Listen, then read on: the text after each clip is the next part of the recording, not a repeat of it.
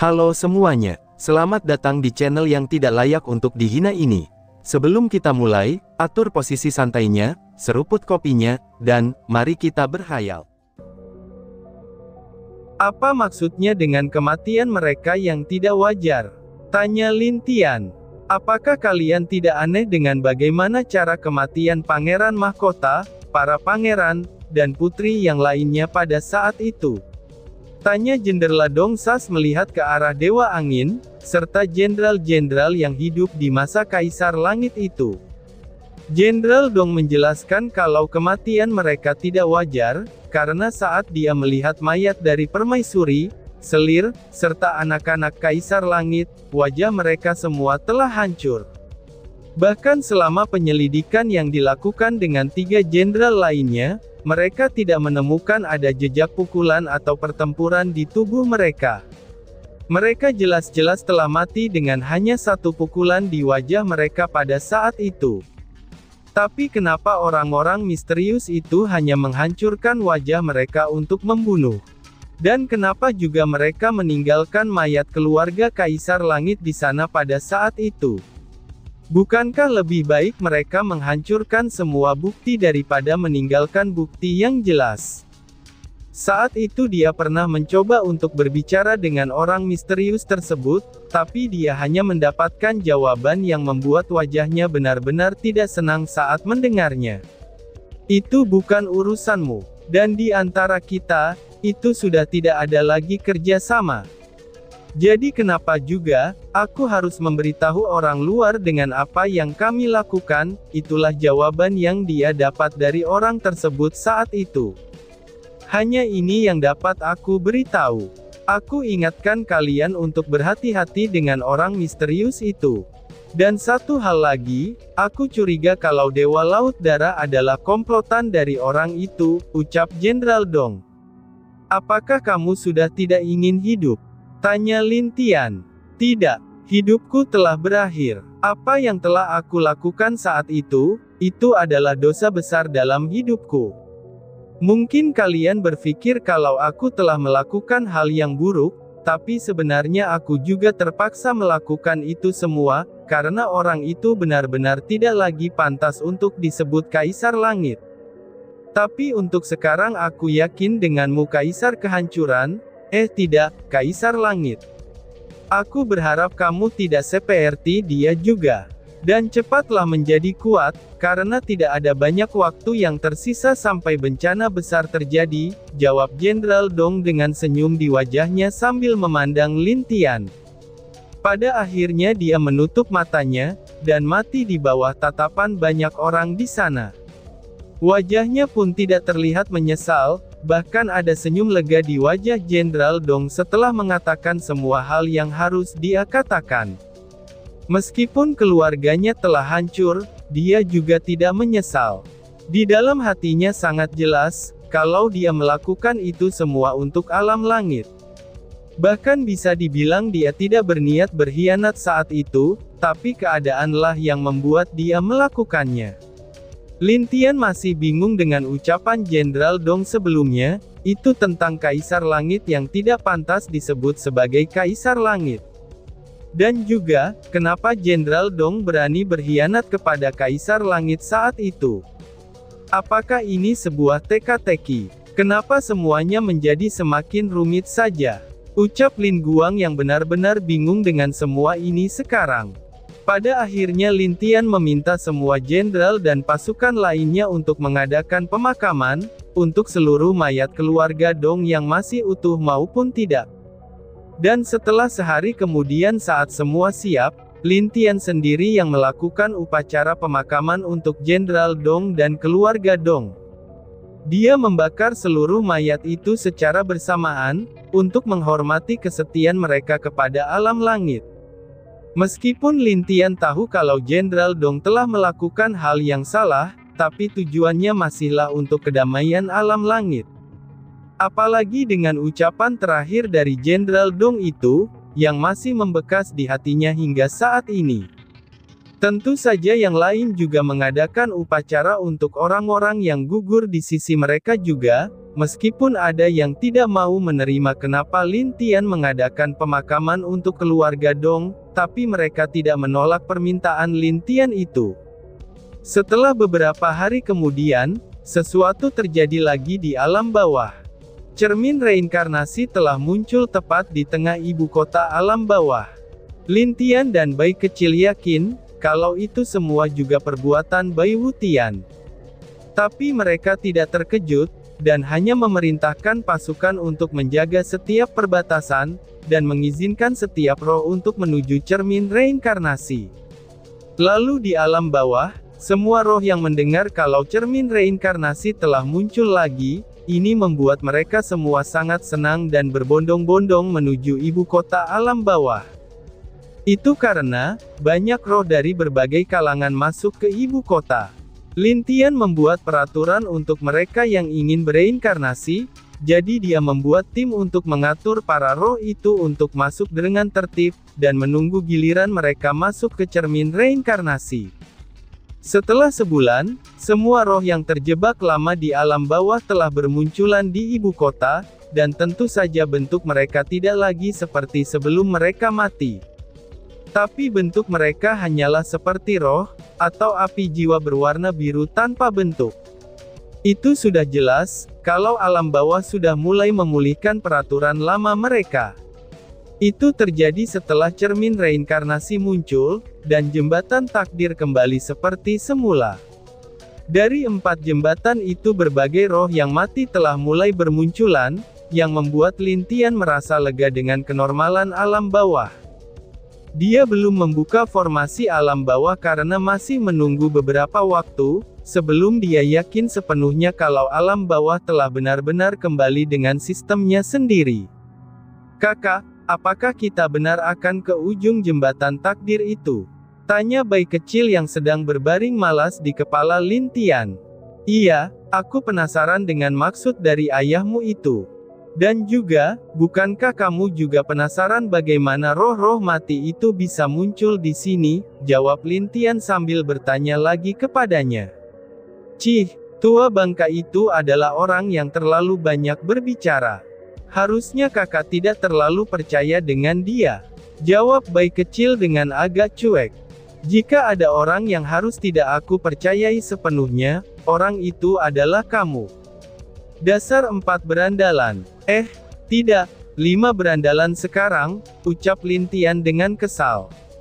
Bayi kecil tidak menjawabnya, karena dia tidak ingin salah berbicara, dan membuat Lin Tian marah.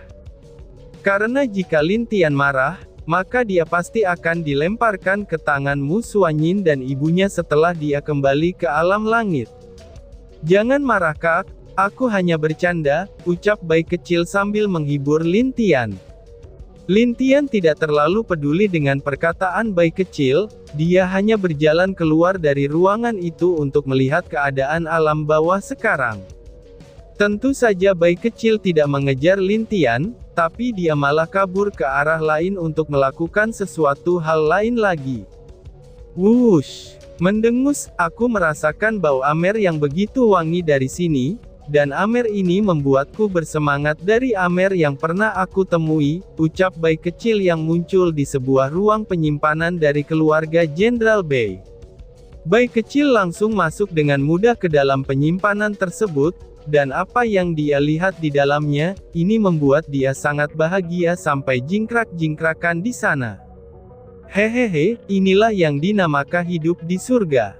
Tentu saja tua bangka itu tidak akan pernah merasakan hal seperti ini, ucap bayi kecil.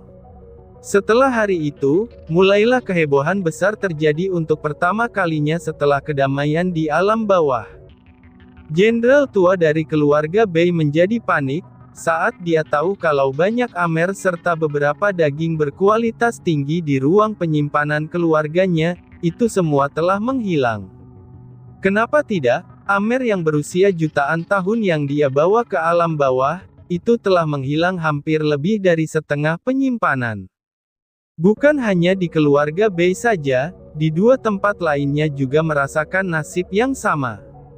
Hal ini membuat ketiga jenderal tua tidak bisa saling menyalahkan, karena mereka telah kehilangan hal yang sama secara bersamaan. Banyak jenderal tua dari ketiga keluarga merasa, hati mereka terasa sakit karena kehilangan Amer mereka. Berbeda halnya dengan perbatasan sebelumnya dari keluarga Dong, perbatasan barat itu dipimpin oleh Mu Jing-er dan 3 wanita lainnya. Tentu saja 4 wanita itu tahu mendengar apa yang terjadi di 3 perbatasan tersebut, dan mereka juga sudah tahu siapa pelaku yang melakukan hal itu. Tapi mereka hanya tertawa setelah mengetahui, kalau para jenderal tua itu kehilangan banyak anggur dan makanan terbaik mereka. Lihatlah, berandalan kecil itu benar-benar pembuat masalah dimanapun dia berada, ucap Xing Xing-er dengan tidak berdaya. Hais, apa yang dapat kita lakukan lagi? Sepupu masih marah kepada kita karena masalah sebelumnya. Dan jika kita membantu atau mengungkit masalah berandalan itu, malahan kita yang akan dimarahi oleh sepupuku, ucap Mu Jing-er kepada ketiga wanita itu. Wanita-wanita itu tidak menjawabnya, dan mereka tahu juga kalau Lin Tian masih marah karena kelakuan mereka saat itu.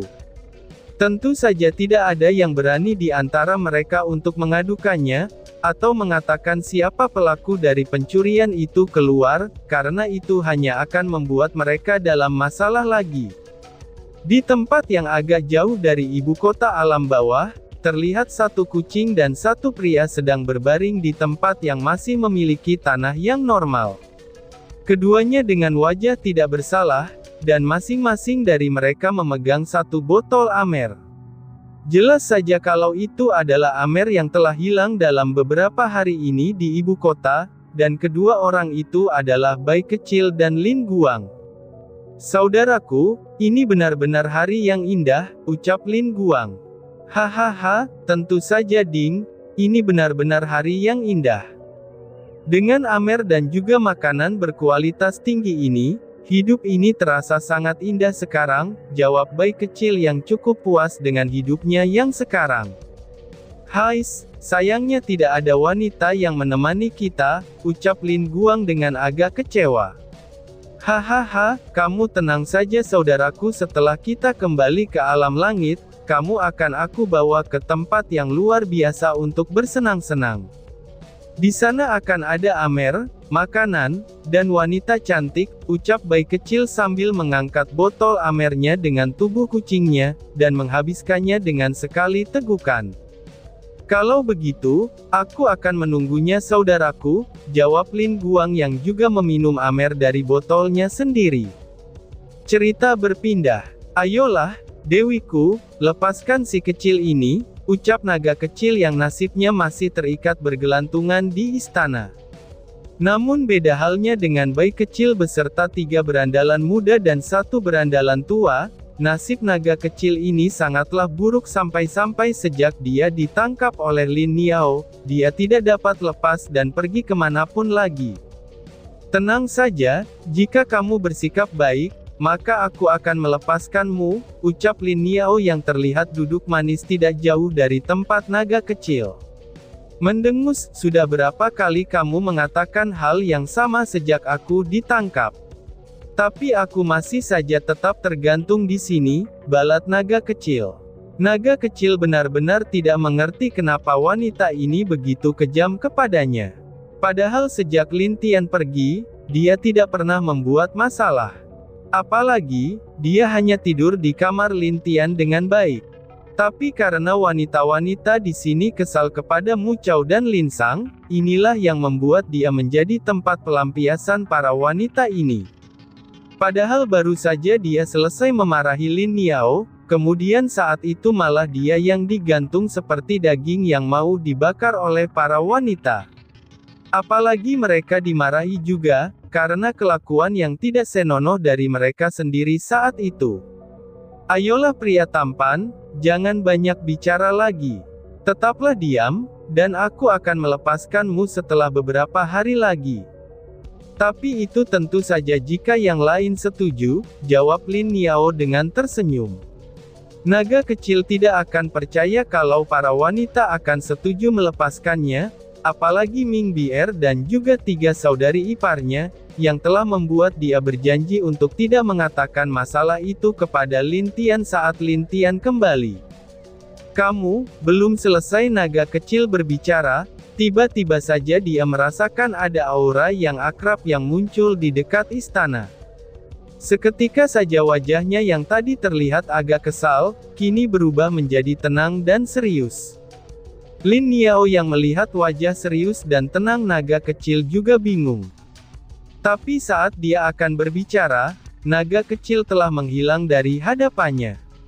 Melihat bagaimana terburu-burunya naga kecil pergi, ini membuat Lin Niao tidak marah KR padanya, malahan dia merasa sedikit cemas dengan naga kecil. Di tempat Baiyu, mereka sedang mengobrol dengan menantu dan juga Ming Bier. Sebuah cahaya putih masuk ke dalam pikirannya secara mendadak. Di dalam bawah sadar Baiyu, dia melihat cahaya putih yang tiba-tiba saja berubah menjadi sosok tampan, dan sangat dia rindukan selama ini. Dalam sekejap seluruh tubuhnya bergetar, dan juga beruraikan air mata. Karena sosok inilah yang dia rindukan, dan sangat dia cemaskan selama ini. Apa kabar, Yuer? Ucap Bai Wutian. Kamu masih hidup? Tanya Baiyu dengan tidak percaya. Iya, balas Bai Wutian. Apakah ini nyata? Tanya Baiyu lagi dengan air mata yang sudah membasahi wajahnya. Lia, ini nyata. Meskipun hanya sebuah kesadaran saja, tapi aku benar-benar masih hidup, jawab Bai Wutian dengan lembut. Baiyu langsung memeluk Bai Wutian, dan dia menangis di pelukan Bai Wutian sejadi-jadinya. Bahkan dia memukul-mukul dada Bai Wutian, dia seperti sedang menyampaikan semua keluhan dan juga penderitaannya selama ini. Maafkan aku telah benar-benar membuatmu tersiksa, ucap Bai Wutian sambil menghela nafas dengan sedih. Untuk sementara waktu Baiyu terus menangis di pelukan Bai Wutian sebelum akhirnya dia mulai tenang dan menatap wajah Bai Wutian. Kenapa kamu hanya datang sebagai kesadaran saja? Kenapa tidak datang dengan tubuh aslimu? Tanya Baiyu dengan perasaan rindu. Aku masih ada hal yang harus dilakukan untuk sementara waktu. Tapi percayalah kalau ada hari, di mana kita akan berkumpul bersama lagi, jawab Bai Wutian dengan lembut. Apakah itu masih lama? Tanya Baiyu lagi. Tidak lama kok, tapi tidak juga dalam waktu dekat. Aku kesini hanya ingin membuat kamu tahu kalau aku masih hidup, dan juga untuk mengatakan kalau anak-anak kita telah baik-baik saja di alam bawah, jawab Bai Wutian. Mendengar jawaban Bai Wutian, itu ada sedikit sakit di hatinya. Tapi setelah tahu kalau anak-anaknya baik-baik saja, dia akhirnya menjadi cukup lega. Dan tiba-tiba saja bersambung. Sekian dan terima kasih banyak. Bye-bye.